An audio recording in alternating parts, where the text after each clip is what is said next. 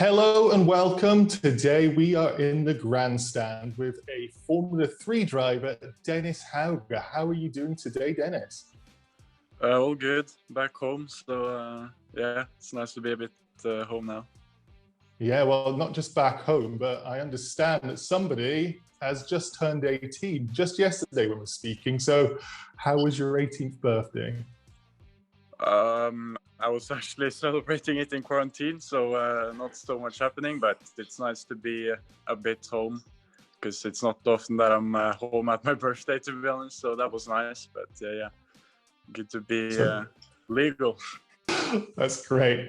Well, we want to go through a lot of stuff, and of course you've got Formula 3 coming up. But before we talk about that, way before you were 18, we've got to go back into the past where, from my understanding, you were on two wheels initially, doing a little bit of biking as well as ice karting. So just seems like you were racing from a very early age. Yeah, I think it all started basically with my father. I was watching him driving when I was around one, and he was doing rallying. And then when I was two, I got my first quad. So it actually started on four wheels, but when I got around four, I think, I got my first motorbike, and that went pretty well. And then, yeah, ice karting and normal karting since I was like 5, 6. So yeah, started quite early, to be honest. But yeah, I started racing in Norway when I was 8, because that was the age you were starting to be allowed to drive in the races. So yeah, started a bit earlier than that, but yeah. So now you into driving cars, and you're in British Formula 4. You were driving for Christian Horner's Ardennes. How did you find that jump from the karts into the cars? Yeah, obviously quite different. All the techniques and everything is quite a big step in terms of what you have to remember and what you have to go through during the race. But yeah, it wasn't too bad. The beginning of the season, I came third in my first race, so I was pretty much up there straight away, which was a nice feeling. And then during the season, we had some problems, but I think overall getting into there was quite all right, although it's quite a big step. Was that when Red Bull became a part of your life? So Christian Horner, of course, the team principal at Red Bull Racing. I was doing karting when I first got contacted by them, by Helmut. I think I was ending 13 or beginning to be 14. And I was doing karting, and then we got a call and a meeting, and I got a free simulator test at Red Bull. And it was going really well. So after that, the contract was sort of on the table, and I had to do another year of karting because I was 14 still. So I was sending reports to them after every race, and before I got up to Formula cars, they were there already. So it began before that, but yeah, that was sort of the beginning of the journey, I would say. You've got a manager, I understand, Harold Huisman, who has managed Jenson Button. He helped Kimi Räikkönen get into Formula 1. When did he get involved? Was that during the karting days? Is that recent? I think my father contacted him quite early. I didn't really know about it either, but they were talking for a few years before I actually met him, because I was still quite young. But when I got up and I think it was before I got contacted by Red Bull as well. But yeah, he has a lot of contacts. I remember I did go to a race at Spa, a Formula 1 race at Spa with him. It was my first Formula 1 weekend, like watching, and I got to go with him through the Formula 1 pit lane, and then he couldn't walk 5 steps before he met someone he knew. So I was just in complete shock, to be honest. But yeah, it's really good to have him with, and I think it's important to have him with as well. So you go from Formula 4 and you don't go into Formula Regional, you make the jump straight into FIA F3. Was that a conscious decision by yourself, or was that just you saw an opportunity to join F3 and you thought, I have to do it sooner than later? Yeah, it wasn't 100% my decision, but with Red Bull and my manager and everyone around, we got in the end that idea. So it was something we had planned, Obviously, we thought it was going to go better this last year than it actually did. And it was a bit of a frustrating year, but yeah, an experience I will take with me into this year, obviously. And did you find quite a big improvement in the car performance? I'll say improvement, of course, will be an improvement in terms of speed, but how did you find the jump from the Formula 4 cars to the Formula 3 cars? I think it's one of the bigger steps, to be honest, in the Formula cars. It's quite different in terms of procedures, and everything gets quite more crucial in terms of how the soft the tires are. You have to really work them and play it smart during the race and qualifying, because you only get like 2-3 push laps in the qualifying, and that's it. So you really need to be on it straight away, which is one of the key points in the series. And now the new rules for this year with the 3 races and everything gonna make it even more interesting. So that's gonna be that's gonna be fun. You've gone from 2019, where you were dominant, with winning so many races in both German and Italian F4. How much of a come down is it to be fighting in the middle of the pack after getting on the podium so much? Yeah, it was not the best feeling. I was really working hard the whole season to get up there, and I think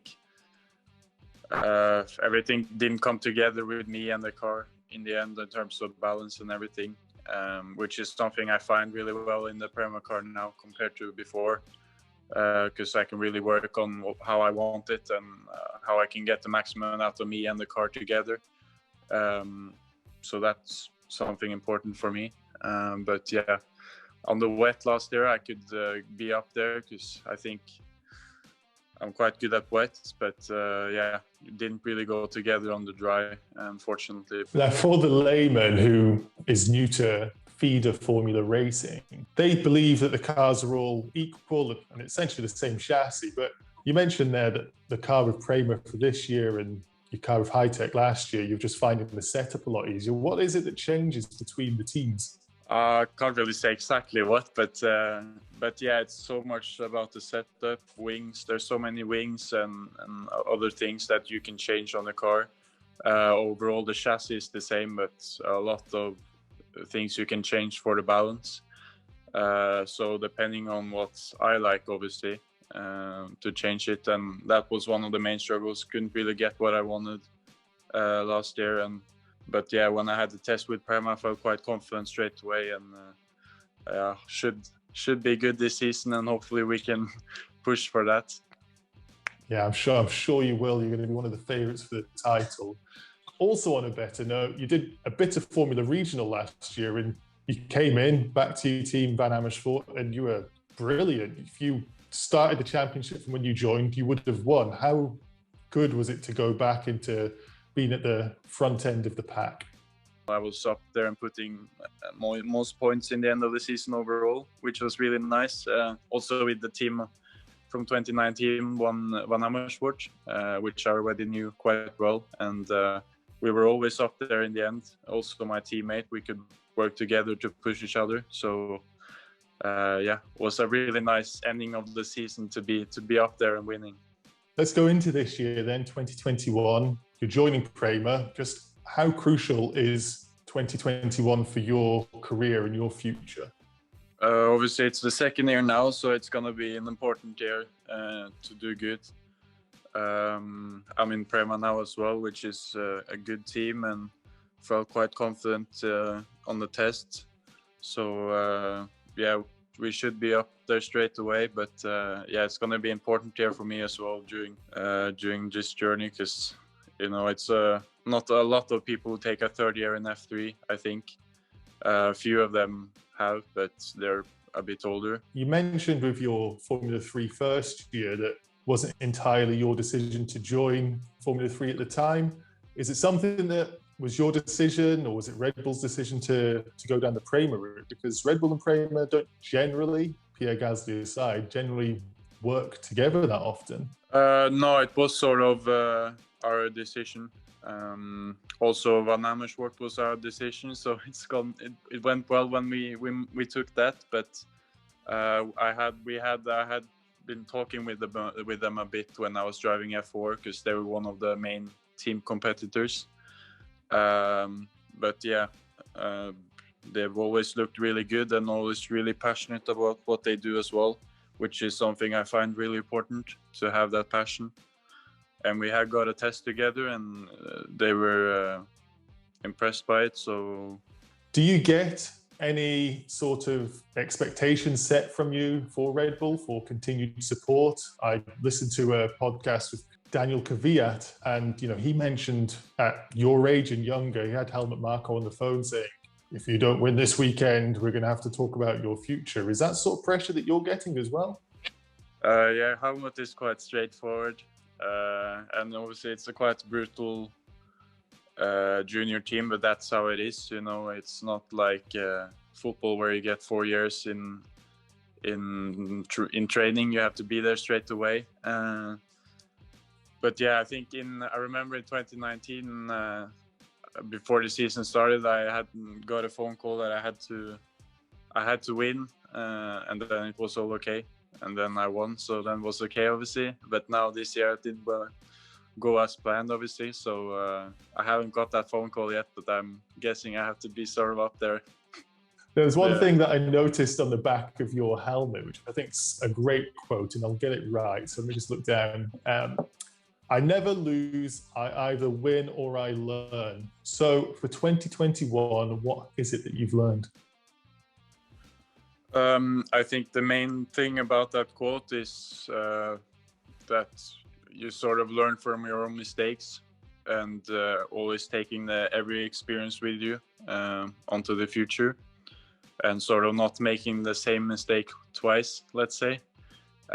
So I think all the experience I got from 2020 with high tech, I can bring on to 2021, and try to just improve myself as a driver and get the maximum out of everything this year. Well, this year it's going to be a different sort of year for Formula 3. You've got an 7 race actually calendar that you're doing. Is there any particular tracks you're looking forward to? Some of them are the same as last year, but like Sandvort is different. Also the layout, I've been there on the old layout, but now it's a bit different. But I think especially the last race in Austin is going to be really cool. It's a track I've always seen and done some sim on it at home on the games, but it's a track I've always wanted to go in real life, so it's going to be really cool to go there. And I think the track is really open, so I think it's going to be a lot of fighting there for sure. Yeah, it's going to be a great place for a season finale. And what are your thoughts on the new weekend format with Formula 2 and Formula 3 going into a shorter calendar? You're doing the race weekends differently to get more races. How are you preparing for that this year, and what are your thoughts? It's definitely gonna be a lot more fighting and a lot more show for the audience, that's for sure. With 3 races, because now it's gonna be top 12 reserved grid in race 1 and race 2. So it's gonna be a bit weird and a lot of fighting for sure. You have to play it smart, and I think the key will be to be consistent throughout the season, really, and always getting the points. Because it's going to be hard to be at top 3 all the time now, for sure. I think just have to keep it consistent, and I think play it a bit cool, not get overheated in the head or anything like someone else I'm sure will. Will be interesting, and I think it's a cool format, but it's going to be a lot more things happening. Yeah, it's certainly a cool format from us watching on TV. You in the cockpit, you're going to be exhausted through so much racing. Thank you for joining us in the Grandstand, and we really wish you the best for this year. It should be a championship fight, and hopefully we can do it again later in the season. Yeah, thanks, and thanks a lot for having me.